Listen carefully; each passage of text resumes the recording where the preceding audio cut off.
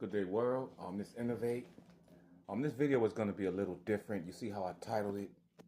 I was in a narcissistic relationship for 14 years. But the video, with every video, it has to be some type of edification. So I'm going to tell you how I got into it, what I went through in it, and I'm going to tell you how to get out of it. Even though I was trapped in it for 14 years, but I'll tell you why it turned that long. So first we'll start off with how I met her. Everybody in New York knows her. I don't know if I want to say her name. I'll say her nickname. I don't even want to say her nickname. She knows who she is, and I'll let her know I still love her. Her name is Evangeline from New York. An older lady. I'm 50. She wasn't ugly by any stretch of the means. Attractive woman when I met her. In her 40, I met her when I was 32 and she was 41. By the time I turned 40, she was 50 and her mind had changed. But her brothers were telling me that her mind was changing. But the way I met her and the way she drew me in, I saw the signs. I just didn't take heed to the signs, man. Like when I met her, I first came to New York. I tell my story of how I ended up giving my life to Christ. There's a part that I left out that I'll tell later. But so I moved to the Bronx and I get a church. I invest in a church that's on, I used some of my money that I had to invest in a church that was on Tremont and West Farm. It was called the House of Prayer. We were under Kojic. We were under Church of God in Christ. I was the pastor of the church. My bishop name was Bishop William Simmons. His son, the Simmons, are the leaders of the Kojic in North Carolina and down south. So I was directly under the bishop that founded Church of God in Christ. He passed away. His name was Bishop Simmons. I was the little prophet from him. This when I was fully submitted to God, like holy, like prophesying. Miss Thompson was one of my best friends. She was a prophet too. Miss Thompson was on 164th in the Bronx. Man, I came up in a, I I delivered. I had two other prophets under me that came from a guy named Daddy Grace that was on the Grand Concourse. To where I was so like I was delivering. You can come in my church, and if you slept in there, like I'll deliver you from your spirits. And it was one dude to where I went to war with like 12 spirits, man. Every time I went to sleep, they would freeze me, and I would wake up the blood of Jesus, and I would feel the incarnation of where it was coming from. Like this is this guy's spirit that's landing in this place. Because I wasn't aware of the dream, but I remembered in the dream like this guy is here. This is spirit. One guy came, I fought 3 spirits. He stayed. This guy fought 12 spirits, man. He never left my side. I ended up backsliding and hiding from him because I didn't want him to see that in me. So we started that church. If you remember on West Farms a long time ago, like back in the 90s, there was a big yellow building where we had the upstairs. I grew up with Mason and Mace. I grew up with the pastor that saved Mace. The rapper Mace with Puff Daddy. I grew up with his pastor. His name was Apostle William Brown. He had a church called Salvation of Deliverance that was on 116th and Lenox. I grew up with him. I knew all their secrets. There's another church on 124th called Healing from Heaven. Pastor Starworth. I know his secrets too. They the biggest preachers in the world right now. Creflo Dollar, I know his secrets, but he was a little more secret. He was a little more higher than us, but they all did the same thing. I'll tell you what we did before I go into how narcissistic she was. I'll tell you how narcissistic these pastors were. So what we would do, those are 3 main churches in the Bronx. Salvation of Deliverance, 116th Street, and Healing from Heaven. He'd be on the radio, Healing from Heaven. Man, I'll tell you some evil stuff they did, but I'm not going to say that here. But one thing we did, and I didn't know it at first, so they would come to our church because we was the more poor church. And, Healing from Heaven got marble floors. So in my church, there was a guy named Reverend Sun Young Moon, like a Japanese guy that was trying to tell me to teach his grace teaching, like teach what everybody else teach. I'm like, no, I teach righteousness through faith. I teach living holy. I don't shun what anyone else teach. We all Christians, but I teach that you can live it if you believe it. He was like, no, man, you got to teach that we always going to be sinners. He was like, I'll buy you out of debt. I was in debt $50,000. If you go down Tremont now, that store is a dollar store. They tore the church down. The church is a dollar store or something. It was right across the street from the post office. Then there's the McDonald's right there on Tremont and West Farm. So, but they took the deal, and he put marble in there. He beautified their churches. So they would come to us as the poor church, and they would like take a lady. Let's say they'll take Miss Baxter or somebody, or let's say they'll take Miss Cook or somebody, and they'll be like, okay, what's your name? And they'll question her, and then so Healing from Heaven to do a service Wednesday, and they'll take two people from our church, and they'll take them to their service, and they'll be like, are you new here? I don't know you. And they'll prophesy to them after questioning them. Then they'll take them somewhere else and have them act crippled. They'll take them out to Apostle William Brown Church for Salvation of Deliverance, and they'll act crippled, and they'll call them out the crowd. I called them out one time. Nobody noticed it. I called them out indirectly. The first time I really noticed it, I was like, wait, we know her. And he was like, young man, I know you too. And I was like, all right, let me chill. He was like, what's your name? And I was like, you don't know me. And I told him but that's when I was talking to Apostle William Brown. He started huffing and puffing with boogers coming out his nose and everything. I blew his spot up a little bit, but the people didn't notice it. But he knew that I knew. So that was the day Mason was preaching. Mason used to preach there on 116th Street, Salvation of Deliverance, big white church. Mason used to preach. The girls would come.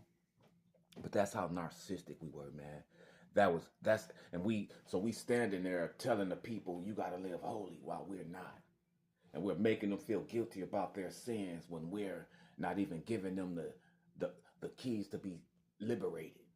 That's the pulpit can be the most narcissistic. Now you got to go home with one of them niggas. So women gonna understand the story I'm about to share with you, and really women gonna be like, because I went through something. I allowed a woman to like lord herself over me a little bit, but it came through what a narcissist, what a person with them narcissistic type traits will do is you'll end up feeling sorry for them just by the way they present themselves as a wounded animal.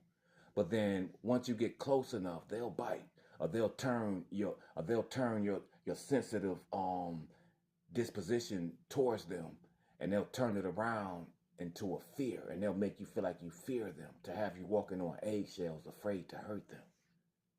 Facts, and they'll control you, and they won't change. And you'll think like the more I love them, it's gonna make them change. But they like, he loving me, and he loving me because he feels sorry for me. So I'm gonna keep acting like now he fears hurting me, and I'm gonna control him. That's how they'll think on you. So this is how I met her, and that's why I brought up the church. Let me put some ice in my drink and light up a blunt for this one. People talk about the way I told my stories. I ain't say nothing. Before we go into the story, I'm gonna light up a blunt. I'm gonna put some ice in my cup, but I ain't say nothing. I was telling y'all stories like how you gonna tell me I'm talking too fast, but I don't really believe everything you saying. Like, bro, you all over the place, and I don't believe it all. Like, that's insane to me, bro. Because I'm all over the place because it's true. If it's true, then that means, of course, I suffer from it. That means it affects me emotionally. That means if I suffer from PTSD, when I'm telling those type of stories, I'm telling it like it happened. So that's like somebody coming upon you and telling you something that happened, and they like, yo, son, look, and you like, yo, slow down, son. That's what it, but nobody put the art of compassion into the art of war. There should have been a book written called The Art of Compassion to counter the art of war. 48 laws of power to one law of love. Counter them type of laws. But so I'm set. Let's go into the story. I'm gonna tell you how I met Shorty. Then I'll see how I'm gonna end it. This is how I met Shorty. The narcissistic web is woven from the beginning, but it's always they come like a wounded animal. And they'll come in a way to where they'll prey on somebody that they know trying to save somebody, and they'll present themselves as someone that needs a savior, but they'll turn into the devil, and they'll turn your need to you'll end up enabling them and make them worse, because they'll turn your need to save them into a fear of hurting them. Like, he want to save me so bad, he don't want to hurt me. I'm gonna use that against him. You be walking on eggshells, afraid to hurt them, and what you do to me? And you be like, oh, they'll turn your love against you. So I met her. I met her when I was in the church. I remember the day, man. So we used to get a lot of donations, and I'll stand outside and I'll give the, if it was nice clothes, I'll give them away. If I see somebody that needed it, I'll leave the clothes outside for them to take. But I had good, so I saw her, and I was like, you need it. I had a really good jacket. I gave her the jacket, and she hugged me, and this lady asked me, she was crying, tears all over her face, and she like, do you think I got a devil? So the devil will come at you like that. And if you don't see that first sign will be deep. It'll be one that you look back on and you be like, I should have noticed that. Sorry for lighting another cig. I don't like the chain smoke like that. But that first sign will be deep like that. So the devil will have to, it's like a court of law. Before he oppress you, he gotta he gotta show you his intent. Is whether or not you're gonna believe it or not, whether or not you're gonna take heed to it, whether or not you're gonna stop at the corner, whether or not you see a car coming. He in the cut, like a cop waiting. But he didn't stop at that stoplight. I got him. I'm gonna arrest him. I'm gonna arrest I'm gonna arrest the freedom that he has, and he thinks his love makes him free. They'll shackle your love, and they'll drain it and just drain it and just drain it, and just constantly loving themselves for having that type of power over you. So look what she did to me. So she said, "Do you think I got a devil?" I'm like, "No, ma'am. God loves you." And we got cool. So I lived in the church right there on Tremont, but my house was on. I had Section 8, so I was in the Lambert houses. Those are these pink type projects right there by the Bronx Zoo. When you go in the Bronx Zoo entrance, those are Lambert houses right there on West Farm. So I lived there, and I had Section 8, so I rented my apartment out to women that So I had 3 women in my apartment, and I lived in the church, and I had women that were drying out from heroin. So there were 3 Spanish women that were drying out that I was ministering to. It was 2. It was 3 at one time. It was always 2. She was the 3rd one. It was 2. 2 Spanish women that I had. Because I remember I always tell the testimony, like people tell the he had 3 women, but he was saving women. It was a lot at one time. But the time she came, it was 2. It was 2. The most it ever been was 3. And so I'm telling her, she stayed in Parkchester. You know, Parkchester got them condominiums to where she had her own condo. So I should have knew something wasn't right. Like she crying, like I don't got nowhere to go, but you got a condo. But she told me like my husband, I just had a bad divorce. My husband cheated on me and I can't go home. I don't have nowhere to go. I'm like, you can't live in the church. I'm like, I got 2 women in my house, but there's a spot for 1 more. So I kept 3. At this time I had 2 Spanish ladies. One that was on heroin and one that was into Santa Maria that I was trying to bring her to Christ. But both were homeless. So I turned my house into a shelter. I let them live there for free, and I would live in the church. So the ladies living there, I'm taking them food. So this lady comes. This the narcissistic one. This the protagonist right here. Or I guess the antagonist. I gotta study my screenplay writing. But she comes. I'm like, okay, you can go to this house. You know, about 2 months later, it was about a week. One lady left. I'm like, she turned on me. In my mind, I'm like, oh, she going back into the demonic side. Cause I met her, cause the church was there. So if you know Tremont and West Farms, there's a river that runs behind West Farms and Tremont, and that's where they used to sacrifice the chickens. That's where I brought her from. I'm like, okay, so she went somewhere. She hiding from me doing that Santa Maria. Because I remember she was getting depressed and she was talking about different saints. And I was still trying to explain to her, like, those saints, like, you know, it was almost the same thing as Islam, Santa Maria. But it's really, I ain't going to get into the roots of that. But I saved her from that. And the other lady was on heroin. And I was giving her a place. So I really had to check on her. The one on heroin left first. And I was like, oh, she went back to that heroin stuff. But the old lady, not the old lady, but the narcissist, the narcissist. That's what I'm gonna call her, the narcissist. I love her still. Call her Event. I'll call her Eve, because that was her name. The narcissist was there, so now it's just 2 of them. I'm like, okay, I can manage this better. Now I'm going there more. I'm cooking for them. You know, I know her a little more. I really didn't know the Spanish lady. The woman on heroin was on drugs. I really didn't want to. I wanted her to have an atmosphere by herself to where she can dry out. And I knew the other lady could. So they were taking care of each other, can handle her when she was going through her withdrawals and things like that.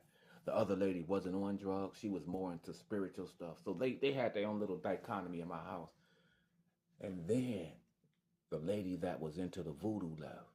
I'm like, wow, maybe she went back to the voodoo. Now this lady, like, now the lady that ended up entrapping me was like, I'm in this house by myself. So I put her in the house with two women. And then the two women leave, and she come telling me I'm in this house by myself, like I'm not safe. I need someone here. So I didn't know that she chased them out. She was so, I found out later that she was so mean to one of them. I caught up with one of them, and she chased them out and lured me into the house with just her. So she like, they left. I don't know why they left, but I'm not safe here. Can you come here? So I'm completely submitted to the Holy Spirit. I don't drink. I don't smoke. I don't curse. I don't even look at women. I'm like a power button, man. I'm prophesying to people. I'm praying. I'm assured of myself. I'm just like on fire for God. And I start going to the house with her. So one day I was at the house with her, sleeping with her. I didn't have any furniture in the house. And I realized the position they were in after a while, but I don't think they care. I think the women had their own blankets. They came off the streets. So by the time I go there with her, there's no furniture. So I remember lying blankets. I remember she taking me out, buying me blankets, grooming me. An older woman, 11 years older than me, rocking me to sleep, bro. That's something we say in prison when somebody ain't gonna switch subjects. I told you I won't do that. I won't do that to y'all. And I can't use my PTSD rollout on this one. But yeah, man. So I didn't realize that she put the other women out. So I go there because she now her second plan was to tell me that I'm afraid to be here alone. So she's entrapping me, my own kindness. She's using my kindness against me. Narcissism isn't the word for it. It's a it's a it's an advantageous type person. Just take advantage of every advantage. Advantageous. I call them mental caterpillars, man. I ain't gonna go into that. With the cocoon and how you rip the cocoon open too early, and they force you to rip it up. They'll force you to kill them. People that want to die, but gonna, oh, but they'll rather kill, but they'll rather drain you and drain your spirit to survive. It's almost like they drowning. But if you go deep enough in that water with them, they'll take your snorkel and breathe through your snorkel and just watch you die and stare in your eyes while you're trying to save them. People are like that. This is deep, right? I'll go deep in everything I do, cuz. So I go to the house with her, man. We lay there, we go out. She's grooming me. We go out, we buy these beds. I'm so happy you're staying here with me. I was so afraid. Let me make you comfortable. Let me buy some sheets for us. We can lay, you don't have, let me buy a mattress for you. I'll sleep on the floor. I've been on the floor. Let me buy one mattress. So she buy an air bed. I'm on the air bed. She laying next to the air bed. Like, I ain't even gonna cap like it was that shallow. I didn't see it coming. It's not like she was laying on the floor like, oh, the floor is hard. It wasn't that shallow. She just stayed there and just waited and was just patient. And just by me being next to her and she was beautiful, um, after about 3 days, my lust started kicking in. I didn't know. The spirit in her knew. Like, I ain't even gotta harass him. Now I can just lay and wait on him. Caterpillar mode, just let the cocoon form before I turn into, but it's the evil butterfly that she turned into and flew me away to somewhere I didn't want to go. I didn't intend to go. I'll tell you where I went to. It was sick. I ain't even gonna tell you the whole thing. But so I remember being on the mattress, and I remember having a dream. And in my dream, she was like, "Do you want to touch me here? Do you want to touch me there?" And I woke up. I had a wet dream. That's how the devil first got to me. He was like, this dude is completely holy. I'm gonna let him sleep next to this woman. Let his lust kick in until it get into his subconscious shallow enough or ready enough or or right now enough for me to tempt him. And I'm not saying that the devil tempted me to have a wet dream. Sometimes, even as a prophet, God, your body, that might happen. You just gotta wake up, pray, and be like, that's water under the bridge. I ain't do that willingly. But it was my lust. The dream that I had was me messing with her. Then when I started rubbing her, she started doing something to me. And the next day. Now in the dream, she said, do you want to touch my titty? She said, do you want to touch me down here? I leave. I'm waking up. I go to the church. I come back the next day. She grabbed my hand from the floor. And I don't stop her. She always grabbed my hand. Thank you for helping me. And I'll pull it back. This time I didn't pull it back. And she pulled it towards her. And she said the same thing. Do you want to touch me down here? Exact same thing as my dream.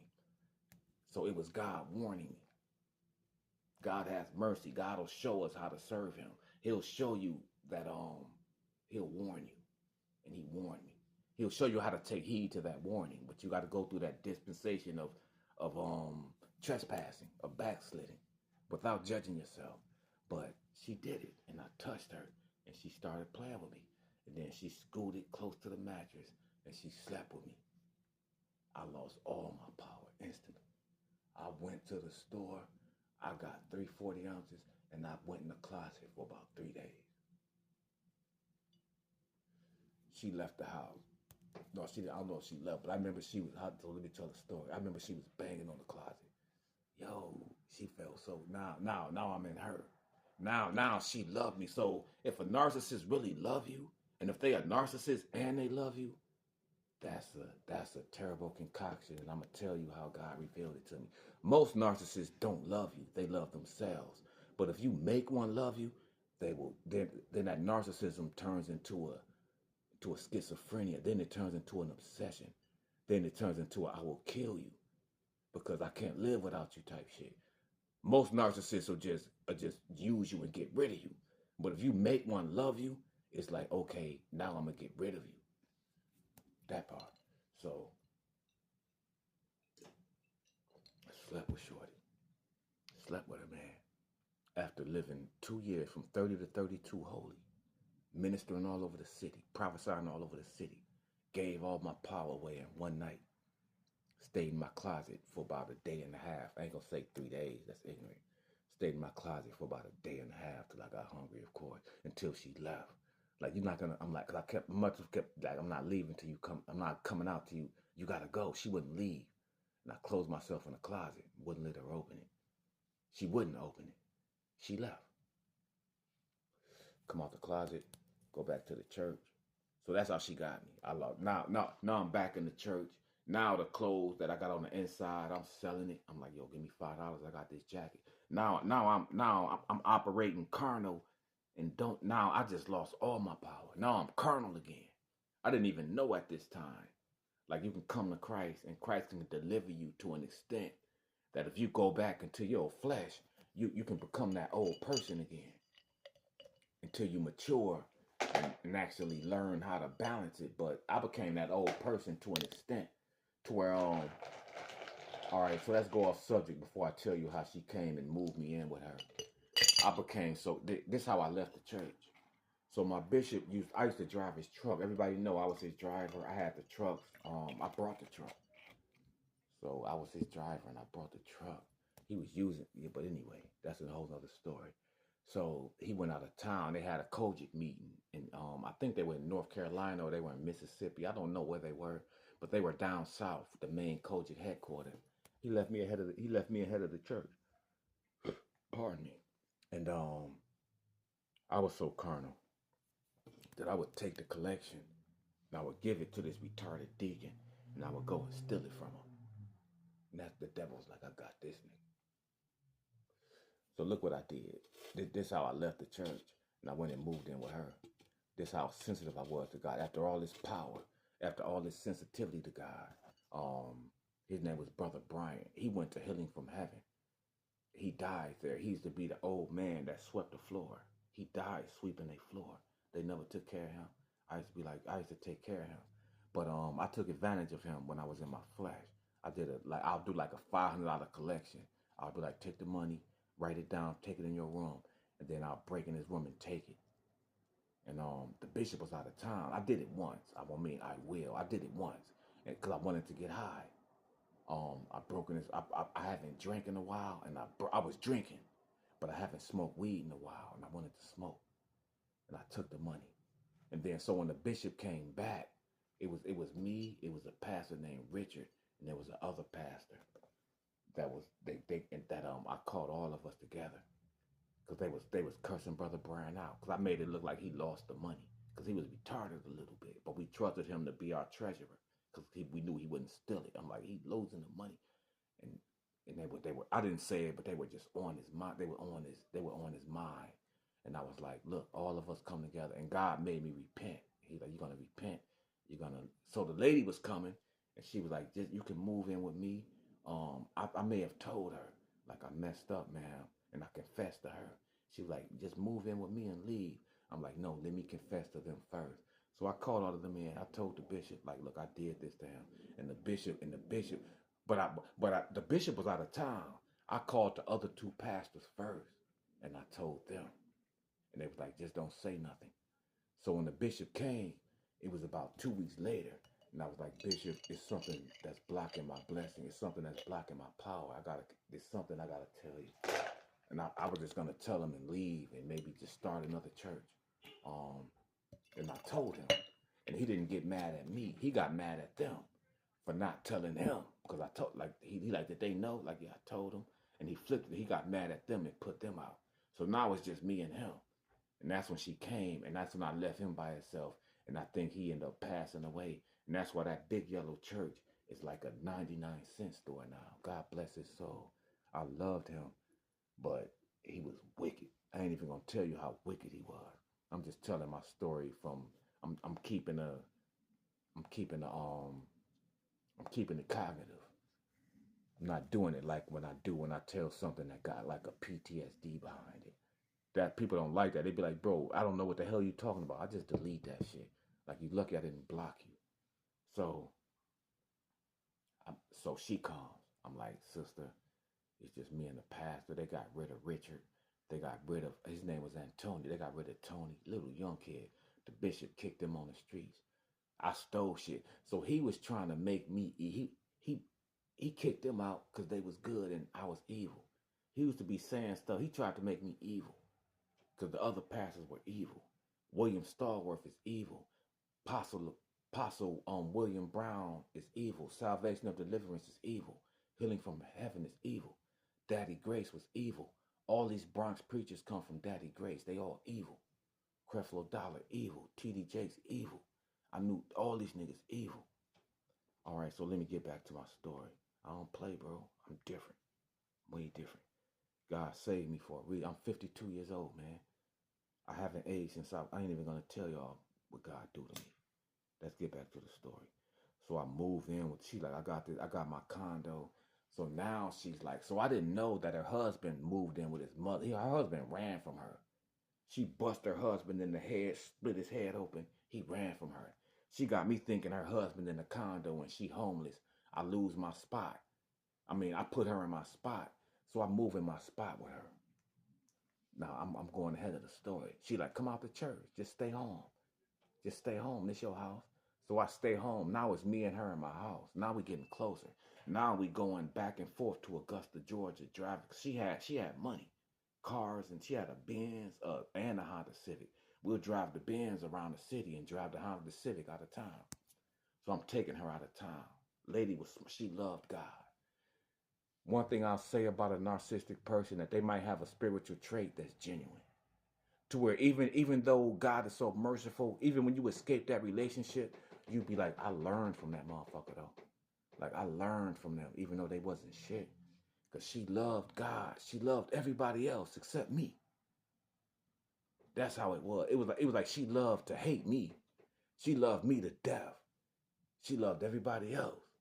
But to me, it was like, and at the same time, it was like she would treat me like nobody else.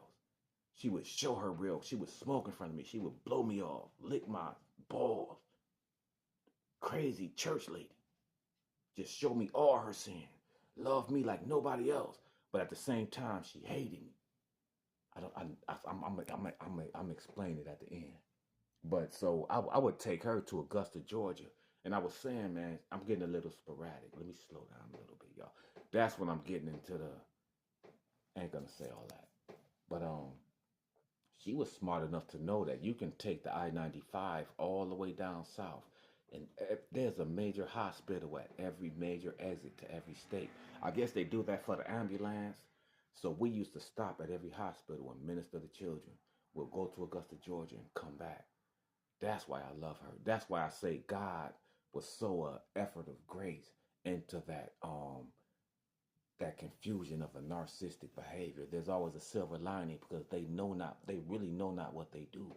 So if you deal with them and if you love them, they're gonna hurt you, but God is gonna bless you for being patient with them, even though they hurt you in the long run. You can't save them; they can only save themselves. So I used to drive her back and forth. She made me stay in my house. So one time I drove her out of town, and she had my Section 8 letter. We come back. She like, you mixed your Section 8 appointment. I'm like, you told me to go out of town. She like, and it was at a time back in the 90s to when they closed the Section 8 apartment on Fordham in New York. So I couldn't even talk to the head lady to get it back. So I lost my apartment at the Lamp and I had to move in with her. So now I'm in her apartment. Now I'm under the grips of a narcissist. Now she got me. Now she got the umbrella over me to where I can't even close it, whether it's raining or not. It got so crazy, man. Like she would count every nickel I had, bro. I mean, little stuff stick out, like me going to the store and come back with a quarter in my pocket because I brought a breath mint so I can come back and kiss her so my breath don't stink when I kiss her. I know if my breath stink when I kiss her, she gonna be like, you smoking weed. So I'm gonna buy a breath mint for a quarter. Then I come back and she like, I checked your pants. You must have made a phone call. You only got a quarter. Like I kissed you when I came home. They'll flip your love. They'll flip your love, bro. This shit is very deep, what I'm saying to you. But I'm going to show you how to escape this type of person. So she'll flip my love. I'm arguing with this bitch. You cheating on me? You cheating with Gigi that you... Like I trained, I taught people chess for like $40 an hour, bro. Like 18, 14, 12 to 80 years old. Their parents will pay me up to like $75 an hour to teach them chess. Before I got disability, I was always a hustler. I had to hustle the system. Now my life is set. I don't have to do nothing. I get like more money than I can even say every month because people can mess me up. I'll never tell people that. Mess me up. They'll mess your life up. But let me say that. So she had me in that position to when I moved with her. Everything I did, bro, it was to a point to where she slept with her hand on me. Like she slept with her hand on me, man, to where I couldn't even move. Like if I moved, she'd be like, "What you doing?" Like I couldn't even escape. I was scared to escape. I had bags packed. She'd be like, "Why you packing your clothes?" I like my clothes in a suitcase, Evangeline. You know I like my clothes in a suitcase so everything stay folded, and I'll fold everything, and I'll get her a suitcase. Like put your clothes in the suitcase. So as a man, I was planning a way to leave. As a woman, you gotta plan a way to leave. I got a way. So I'm giving this to women. This chick was crazy. I love her though. Man, look what she did to me, bro. There's something else. A narcissistic, a narcissistic trait will drain your spirit to benefit a spirit they don't have. They in the void. So they will drain your spirit to fill themselves, even though they know it's not going to fill me. And this is a perfect example of that. She drove me crazy trying to get her pregnant for about 7 years when I first met her, until her brother told me. Bro, I mean, she drove me insane for a couple years. Like literally insane, man. To where I was like water, bro. And she'd be like, "Oh, let me make you some string beans, Nick. I'll get your shit back up, bro. You like water? Let me make you some string beans. I done fucked you 8 times. I'm ovulating again. And I'm ovulating again, George." Her brother moved in with us. It was like, dogs. Like y'all bugging. Like what y'all trying to make. I'm like, nah, bro, she trying to get pregnant. And he's like, what y'all trying to make rabbits? Like what y'all like all the time. I'm like, bro, bro, she can't get pregnant. Like she hasn't been able to get, like something happened to her when she was younger. Like she got raped as a child. She can't get. So that's the part when I start loving her. Like, oh, I feel sorry for you. And then she took that as a fear. So it's the devil. It's the devil in them, and it's the angel in them, and it's impossible to balance unless they hold on to the wings of the angel. But if they hold on to the horns of the devil, you can't do nothing. So her brother told me, like, bro, that bitch fucking you every day, got you thinking she ovulating on these certain times. Like, she can't get pregnant, bro.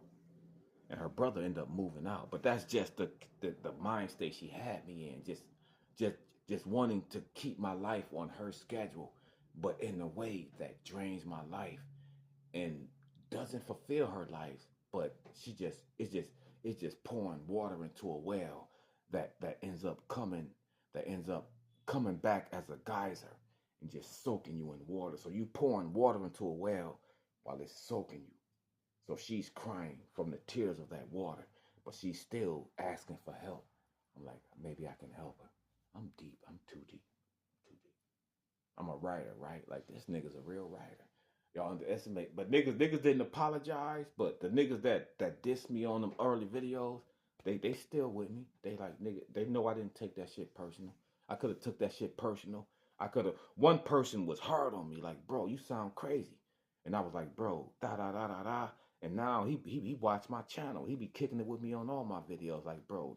So yeah, don't take shit personal. But Shorty had me fucked up, man. Narcissism, bro. You can love them, and you, no matter how much you love them, man, it's like filling a well that's bottomless, and they're gonna end up she ended up turning my love. So now I'm feeling. Your brother told. Of course, I'm a teller. Evangeline, your Cardell. She had a brother named Cardell, and she had a brother named. She had another brother. Her brothers were big drug dealers. Her brother was just coming home. One of them. She had another brother from Harlem. His name is Big Man, like Maine. Like, her brothers were killers. So she'll threaten me with them niggas. But her brothers was knew like, bro, you loving my sister. Like, man, my sister gonna destroy you, cuz. She gonna destroy. She had a brother named Little Maine. Her brothers were Cardell, old Harlem niggas. So she ended up, once I told her that, she ended up putting her own brother out. He told me, he was like, the nigga left a gun with bullets in the house. He was like, for a couple of days. And then he came back and got it. He was like, but he left it because I was dealing with her husband. He was like, bro, she gonna put you against this nigga, hold this. Like, he knew about my Detroit life. He knew about my street life. I would actually, I end up, I would actually work, and I was working, man, and I, I was getting mad money from her, and I would give it to him for him to get his CDL license. For him, he just came home. I paid for him to get all this shit. So he was like, bro, the nigga was like, my sister's so crazy, I'm gonna leave you a gun, cause her husband crazy. She split that nigga head. That nigga gonna try to split your head. Ain't gonna go. That's another story. But so this chick oppressed me like this, bro. She sacrificed her own apartment. So not only did she take my Section 8 to make me move in with her, we lost the park check. We lost the condo. She sold her condo. She sold it. She didn't lose her Section 8. She wasn't on Section. She had a condominium. Sold it like 120 back when Park. Now, if she would have kept it, she would be a millionaire. Just by the way they redeveloped that area, and just by how bad the Bronx got. The Bronx, but I'm not gonna drift off into another subject. But she sold her shares in it. She didn't own it, but she had a share in it. She sold her share, gave the full ownership back to the person. So now I'm like, oh, she got money. So then we move, we go to, but this one I ran from, I got away from her.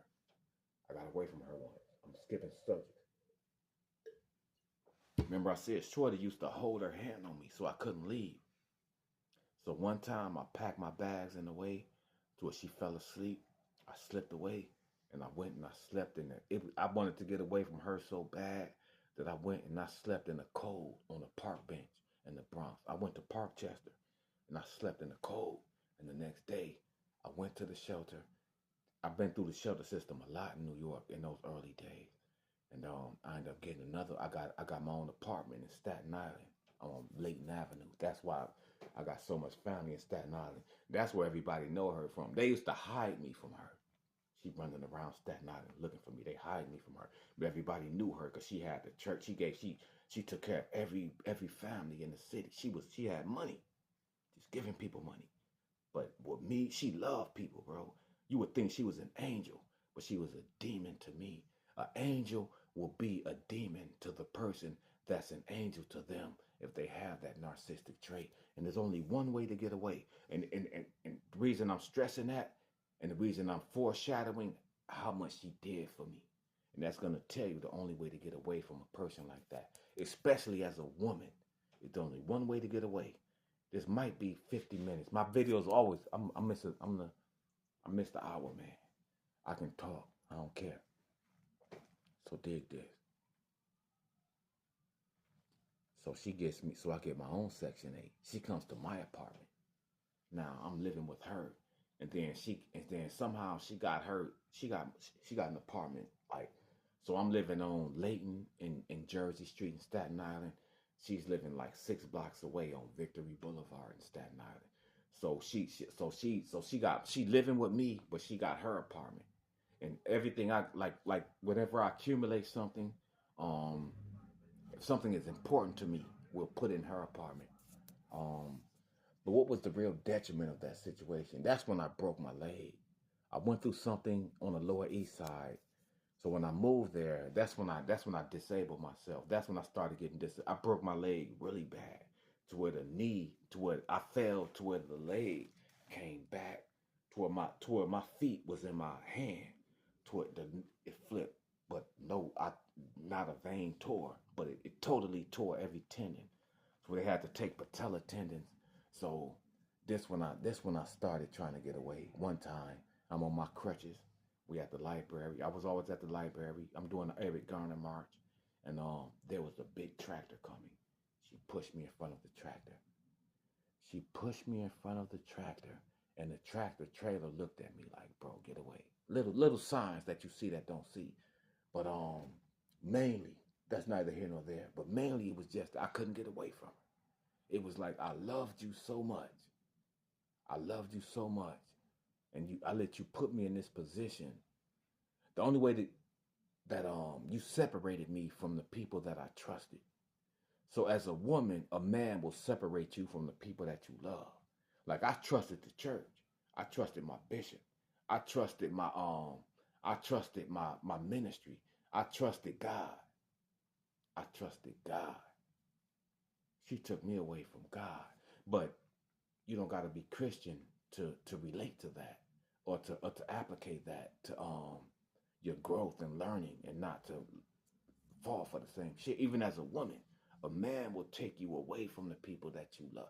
They will take you away from people that love you. So nobody will, because the way they're going to treat you is it's on a shallow level. If you touch anybody, they're going to be like, you lucky. Like they love you. You're going to be you're going to be the one with the contingency to prove that you're not the offender. You're going to feel like the offender. But if it's somebody that loves you and that know you enough, that know your past enough to really connect the dots and to really show you like you're not the offender. So they separate you from people that can allow you to get away from them. Why does a narcissist want to keep you close to them? Because if you loving them, even though they know you hate them, but even if you hate me and you with me, then I'm overcoming the pain of someone that hate me, that left me. That's very deep psychology. If I'm a narcissist and if I know you love me and if you with me, I'ma hate you because I won't let you go. Because I'm trying to let go of the people that should have loved me but hated me. It's how abuse, it fractures itself and it reverberates upon itself and it backfires and you end up doing what was being done. So if I've been abused by someone that should have loved me but ended up hating me, the people that I love, I'm gonna hate. I'm gonna hate to love you. My love is gonna be hate. I used to be like, I just be like, this bitch love to kill me. Like this bitch, I was the closest person to her. Y'all know Evangelist. If you're from New York, you know her. If you're from Staten Island, you know her. Like this bitch loved me, but she loved to hate me, cuz. How did I get away? I only like my videos to be 30 minutes. We at 45. How did I get away from this chick? How does a chick get away from her? Everything I've told you is what she's given to me.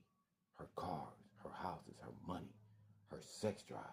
That's what draws me. That's what drew me back to her. When I got away from her, I'll miss what she did to me physically. But I'll miss what she did to me that I didn't realize she was doing to me. They give you stuff. They just take more than they give. They'll give you money. They'll give you affection. They'll give you a sense. But what's the use of a nigga saying I love you and kissing you on the cheek, and then the next minute he black your motherfucking eye? He took more than he gave. They take more than they give. So the only way to get away from a person like that is not to take from them, man. You gotta set your mind as a woman, as a woman especially. If you're in a relationship with a narcissistic ass nigga that won't let you go, that love you but hate you, you like, he say he love me, but he gonna kill me. Like he hates me. It's because he hates himself. And your love for him only reminds him that he doesn't deserve to be loved. So your love makes you his enemy. Like she loves me. The people that love me hurt me. Like you love me, you want to hurt me. And if you stay with them long enough, it'll turn into a schizophrenia.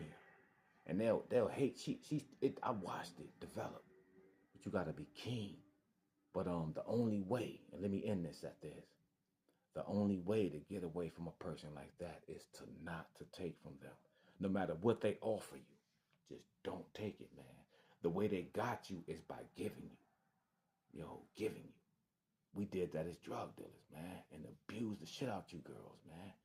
But chicks ran away, and we wasn't oppressing y'all, but that's a shallow level of it. But the way we got y'all was giving you shit. We give you something. We make you feel special. Or he brought me a $1,500 belt. He brought me a $5,000 pair of boots until we get your ass in a room to where we killing your ass. For money, we'll throw 10,000 away to run this train on you. All my niggas, all the big dope dealers, banging this nigga bitch that we hate. You don't even know why we hate you. That's another story. Damn, I just schizoed off. That's not funny. And the only reason it's not funny is because my women, y'all gotta understand, the only way to get away from a narcissist, you can't take from them. What they gave you is gonna lure you back. It's gonna be a spirit. They gave you stuff to make you feel, to just rock you to sleep. Like rock them out, then you fall asleep. Then they boom, boom, boom, like you sleep. You never wake up again. Hallelujah. I'm out.